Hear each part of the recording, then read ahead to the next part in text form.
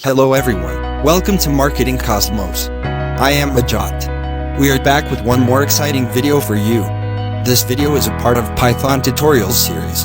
Before we start, let me give you a brief recap of our learnings so far. We started with performing descriptive statistics of our data, followed by standardization.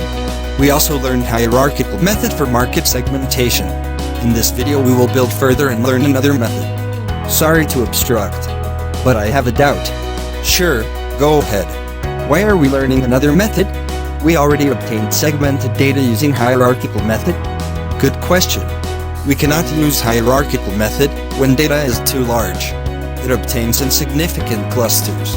Thus, we will be learning a new method called Kmeans. Let's move to the classroom. I will explain each concept to you.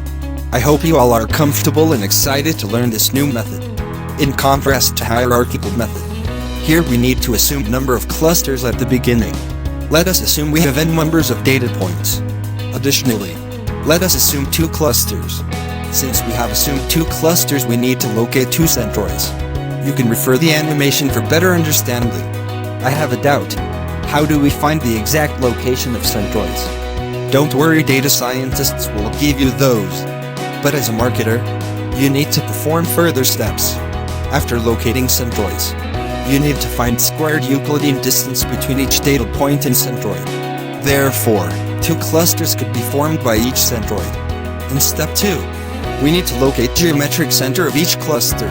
We need to find Euclidean distances and place more close data points with respective cluster.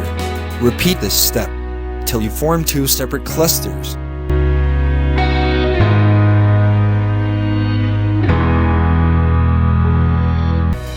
Sorry, I again have a doubt. How do we assume number of clusters to be formed? We can use elbow method to find number of cluster, and then verify it with hierarchical method. We will discuss elbow method while writing code in Python, as it is a visualization technique. Although, Kmeans gives us near perfect results, but we always combine it with principal component analysis for perfect results. I hope you all got a basic idea of Kmeans. In next video we will write code in Python. You will gain better insights while writing code. I hope you like this video. We are committed to bring you the latest techniques used in interviews. Please follow our Instagram handle and subscribe our YouTube channel. It will keep us motivated to bring you more exciting videos. See you in next video.